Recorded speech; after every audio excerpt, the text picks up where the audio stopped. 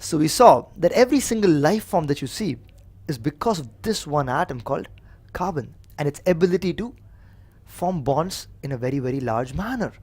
Now the question is, right, what's so unique about this person called carbon? So don't you think it's about time we became friends? Now I'm already friends with her, so I'm going to introduce you to her, and we want you to become friends with her as well. So it's going to happen soon, but before you become friends, I want to warn you about something. Yeah, she's very friendly, so it's not going to be hard for you to become friends with her. In fact, she might be a little too friendly, and you'll find out what I mean by that.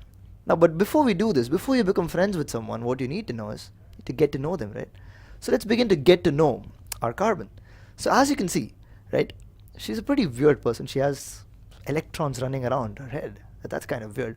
But if you notice, and if you look at the number of protons, you see 6 protons. And if you see the number of electrons, because the atom is going to be neutral, she's going to have 6 electrons. Now, going back to all that we know, right, about how difficult it is and how easy it is to kick out electrons from our chapter called metals and non-metals, you know that eventually all that understanding boils down to what? Every atom tries to attain a noble gas state. In other words, a complete shell. It wants to have a complete shell. It does not want to have half-filled shells, right? So which is why sodium lets go of its electron very easily and chlorine attracts an electron very easily because they all want to become full shells. Now I know I don't like to put it this way, right? They want to become full shells. No, but you know what happens, why that happens. You already know that. So right now we don't have to get into that very deeply. So we're going to refer to it that way.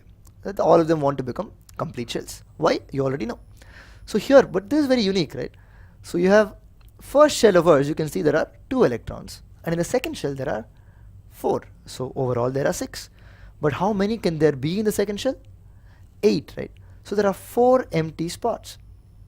So there are 2 ways now for carbon to become stable, right? She's looking for some stability in her life like everybody else is. So she can either lose 4 electrons and become just one shell with just 2 electrons. That would be interesting. Or she could do something else. Let's see what happens if we try to do that. Let's try and make her attain a full shell by losing electrons. So let's say we're able to remove the first electron, yeah, and then that was not so difficult, somewhat easy. But as we try to remove the second electron, it's becoming harder. Now, why am I finding this so hard? If you think about it, the moment I removed the first electron, there were 6 protons, right? Now, the moment I removed the first electron, she became positively charged.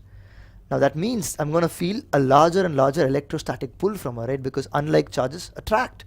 So now the electrons are feeling more and more attraction. So I have 2 with me. That itself was hard. If I have to pull the third one, it's going to be even harder. So as I try to pull the third carbon out, it's becoming harder and harder. Oh my god, because the pull is becoming more and more and more. Because there are 6 protons now and only 2 in the outermost shell. And now that you've removed 1 more, there's only 1.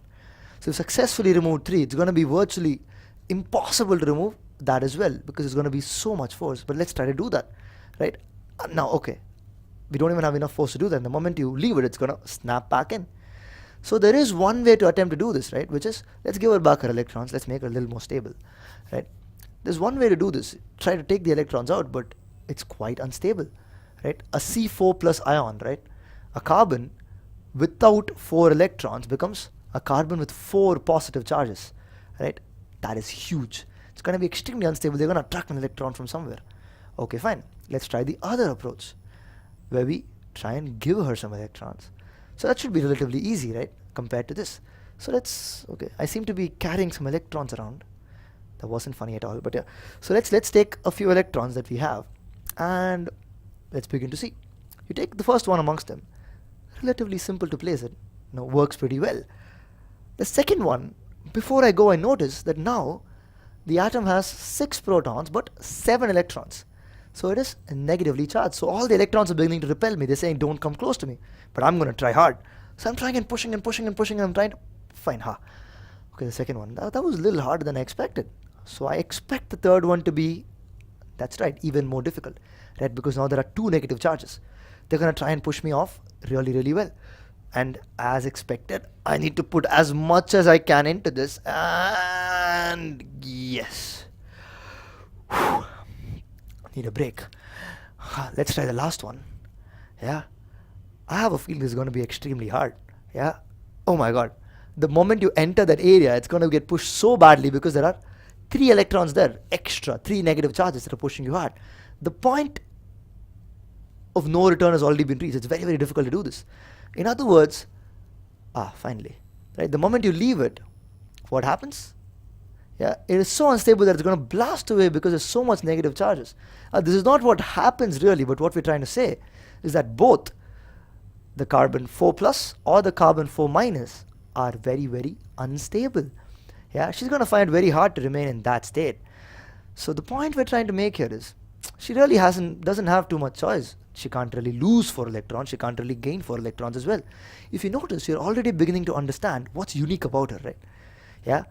Somebody else has only 2 electrons, easy to give. Or they have 7 electrons, they only need 1 more, easy to get. But she's right in the middle, right? In order to give, she has to give 4. In order to get, she has to get 4. Very, very difficult.